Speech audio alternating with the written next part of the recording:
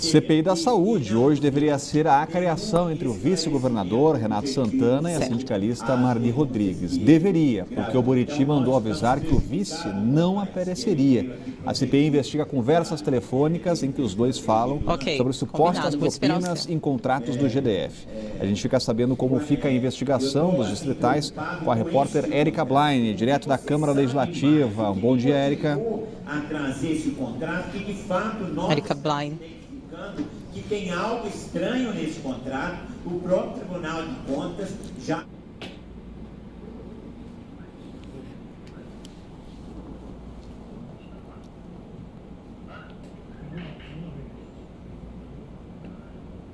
Logo em seguida a gente vai com a Érica. Seguidinha, então, a gente chama a Érica, traz mais informações logo em seguida. Mas vamos chamar de novo a Érica, agora sim retomado o contato. Aqui a Casa Legislativa prestar depoimentos. Então, por isso eu trouxe essa...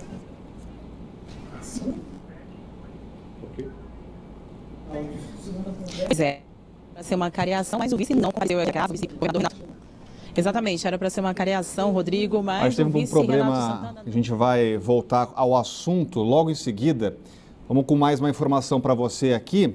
Mais de 300 cidades brasileiras têm mais eleitores que habitantes. Apesar disso, não se pode afirmar que os números indiquem fraude eleitoral. A gente volta a falar com o Sérgio Amaral. Se não é fraude, que mágica é essa, hein, Sérgio? Sérgio vai aparecer com a gente aqui, Sérgio Amaral. Olha, Rodrigo, o Tribunal Superior Eleitoral ainda passa um pente fino em todos esses números e pode ser que aqui ou ali ainda encontre algum probleminha, mas como você disse aí, realmente não dá para se falar nem em fraude e nem em mágica, né, Rodrigo? Em dezenas de cidades brasileiras, né, isso é uma explicação lógica, tem muita gente, muitos trabalhadores que saem para trabalhar fora, muitos estudantes saem para estudar fora, já que as cidades menores do país não têm instituições de ensino superior, né? Só que os trabalhadores e estudantes se mudam, mas mantém o título de eleitor na terra natal, né? Eu mesmo, Rodrigo, fiz isso quando vim de Belo Horizonte para cá, mantive meu título de eleitor em Belo Horizonte por vários anos, só mudei quando Brasília ganhou a sua autonomia política e a gente passou a eleger os nossos representantes aqui, né? Mas isso nos estados não acontece, então a pessoa sai para trabalhar ou estudar para numa cidade próxima, mora lá e aproveita a data da eleição até para visitar a família. Mas o TSE diz que, apesar dessa explicação lógica, não afrouxa a fiscalização, Rodrigo, e se encontrar problema, vai sim aplicar punição pesada. A gente lembra, né, que nós não temos aqui no Distrito Federal eleição, mas a eleição vai acontecer nos mais de 5 mil municípios brasileiros que vão eleger os prefeitos e os vereadores, né? Vai ser, o primeiro turno já está marcado para dia 2 de outubro e o segundo turno, onde houver, no dia 30 de outubro, último domingo do mês. Essa será a primeira eleição com proibição de financiamento privado, ou seja, as empresas não vão poder mais enviar aquele caminhão de dinheiro para os candidatos que o país se acostumou a ver. Resta saber se o Caixa 2 vai comer solto, né, Rodrigo? E para isso aí, o TSE garante que vai sim fiscalizar e fazer uma fiscalização bem rigorosa. Rodrigo. Obrigado, Sérgio, com as informações das eleições, ano eleitoral, Cláudio Humberto, e uma eleição bem diferente, com regras bastante diferentes. Exatamente, olha, tem com várias notícias muito boas. A principal delas é que o horário eleitoral vai ser menor, ou seja, a gente vai ouvir os políticos falando muito menos do que fala habitualmente nas campanhas eleitorais. Isso é uma excelente notícia. A questão ameaça de retorno forte do Caixa 2 é bem concreta mesmo, como disse o Sérgio Amaral, assim como é improvável que o Tribunal Superior Eleitoral crie condições para fiscalizar essa questão. Imagina se eles que jamais fiscalizaram coisíssima nenhuma ou não conseguiram impedir irregularidades em campanhas eleitorais pela via da fiscalização, imagina se o TSE ou os TREs nas unidades da federação vão conseguir impedir Caixa 2 pela via da fiscalização. Isso é improvável.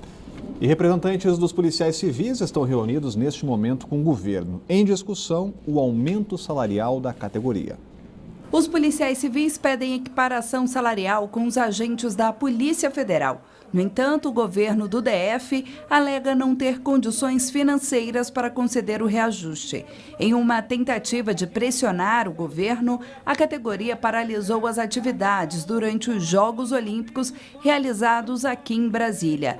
Caso o governo apresente uma proposta considerada satisfatória pelos policiais civis, ela será discutida em assembleia já marcada para a tarde desta terça-feira. A CPI da Saúde, a gente falava há pouco, hoje deveria ser a acariação entre o vice-governador, Renato Santana, e a presidente do Sindsaúde, a Marli Rodrigues. Deveria, porque o Buriti mandou avisar que o vice não apareceria. A CPI investiga conversas telefônicas em que os dois falam sobre supostas propinas em contratos do GDF. A gente fica sabendo como fica a investigação dos distritais com a repórter Érica Blaine, que está com a gente aqui, novamente na Câmara Legislativa. Essa reunião não aconteceu, essa cariação não aconteceu. O vice não veio e os deputados ainda vão decidir o que fazer, se vão chamá-lo novamente, se não vão. Acontece que os deputados prosseguiram com as perguntas, as indagações, os questionamentos que eles iriam fazer para os dois, né? Marli Rodrigues, por exemplo, foi questionada se ela realmente conhecia ou não o vice-governador, se eles eram amigos íntimos ou não. Ela que respondeu que se encontrou pelo menos 5 vezes, reuniões essas que ela pode comprovar, foi no Buriti, foi em restaurante, foi na casa dela, e ele não estava aqui, logicamente, para se defender. Ele que já havia dito que não conhecia a sindicalista.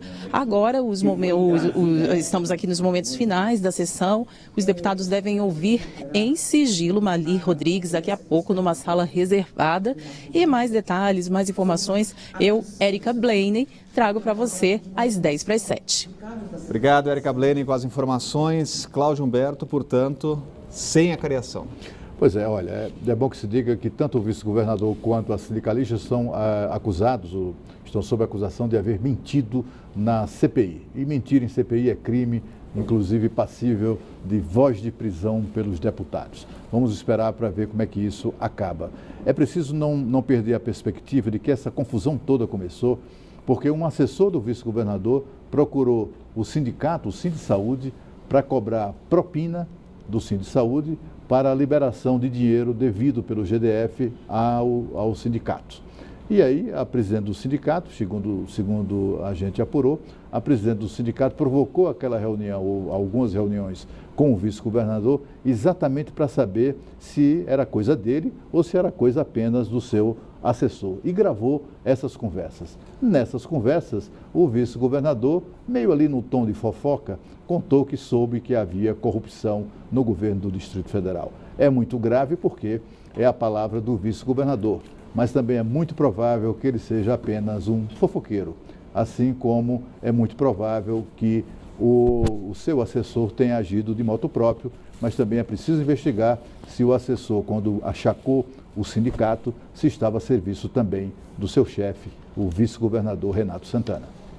E para Brasília, a Olimpíada já acabou. Foram 10 jogos de futebol e um balanço apresentado agora há pouco. A Secretaria de Segurança revelou que, no total, foram registradas 196 ocorrências dentro e fora do estádio Mané Garrincha. Os problemas não passaram de pequenos delitos, como furtos de celulares e a invasão de um torcedor ao campo, no meio da partida entre Brasil e Iraque. Quanto ao trânsito, foram 15 acidentes sem vítimas. A Secretaria avalia que a Olimpíada no DF foi um sucesso. A reportagem completa você acompanha no Band Cidade, segunda edição. Quanto aos jogos, a tela da Band continua fazendo a melhor cobertura. Hoje, às 14h, tem o ginasta brasileiro Arthur Zanetti disputando o bicampeonato olímpico nas argolas, é a nossa promessa, e a seleção masculina de vôlei enfrentando a França, em busca de um lugar nas quartas às 10h35 da noite. Aqui em Brasília, Cláudio Humberto, alguns problemas ali, segundo torcedores, mas sem grandes eventualidades. De fato, o esquema de segurança que foi montado pelo GDF funcionou perfeitamente. Havia até um certo excesso nesse esquema, mas de qualquer maneira é melhor sobrar policiais nas ruas do que faltar, como é a rotina aqui no Distrito Federal. E o que se percebia também era que a maioria das pessoas que comparecia aos jogos eram de brasilienses, eram de moradores da capital do Brasil. Havia um grande número de visitantes, de turistas, evidentemente, inclusive de outros países, mas a grande maioria era local, demonstrando o acerto da construção do estádio Mané Garrincha. Não tem como não se embasbacar com a magnitude do estádio depois que a gente entra. O estádio por fora é meio feinho, mas por dentro é de fato um dos mais bonitos do mundo. E mesmo os visitantes não escondem o espanto quando veem aquela maravilha de estádio que é o Mané Garrincha. E com o fim dos jogos, cerca de 470 mil estudantes voltaram às aulas nesta segunda na rede pública do DF. A data marca também o início de uma série de gincanas e palestras no Batalhão Escolar da Polícia Militar. Nossa equipe acompanhou os trabalhos no Centro Educacional 7 de Ceilândia. E começa tudo de novo. Cerca de 470 mil estudantes das 660 escolas públicas voltaram às aulas nesta segunda-feira. O secretário de Educação afirmou que esta é a hora de avaliar o número de professores ativos e de contratar os temporários. Só não disse quando isso deve acontecer. Diariamente, o diretor vai recebendo a comunicação de possíveis licenças, ausências e comunica à regional de ensino que faz a contratação, que às vezes, por incrível que pareça, não é tão simples, porque precisa chamar o professor é que acaba aceitando ou não o convite que é feito, e isso às vezes atrasa um pouquinho. Mas nós procuramos fazer com a máxima celeridade para que os alunos fiquem prejudicados o menor tempo possível. O Batalhão Escolar da Polícia Militar reiniciou a operação que faz todos os anos nas escolas, mas com uma novidade para se fazer mais presente entre os alunos. Nós estamos operando agora com os polos. Os polos são basicamente escolas, onde o Comando de Policiamento Escolar tem uma base com 3 policiais e uma viatura, onde eles são acionados em caso de ocorrência, são acionados para atender essas ocorrências. No Centro Educacional 7 de Ceilândia, os alunos aprovaram as apresentações da PM. É importante para os alunos ver que a PM também está do nosso lado, que quer nos proteger e que está aí para fazer o trabalho e para mostrar também para a população que os alunos são sim referência e que nós estamos aqui para fazer o bem e que nós vamos ser o futuro. A pergunta que fica é se tinha que realmente parar as aulas em função dos Jogos Olímpicos. Imagina, se a moda pega, não é? Qualquer jogo mais importante aqui no meio de semana vai determinar o cancelamento de aulas. Isso está cheirando mais a malandragem do que algo que de fato fosse recomendado pelo bom senso. E até porque os estudantes de escolas públicas aqui no Distrito Federal já sofrem muito a falta de aulas por greves anuais, aquelas greves sempre muito longas e que não são compensadas coisíssima nenhuma, ao contrário do que os acordos salariais acabam contemplando. É porque vamos abonar os dias parados para fazer a compensação aos sábados. Essa compensação é sempre uma malandragem que não repõe os prejuízos provocados no aprendizado das crianças pobres aqui do Distrito Federal. E é muito boa notícia do Batalhão Escolar fazendo um trabalho mais presencial nas escolas.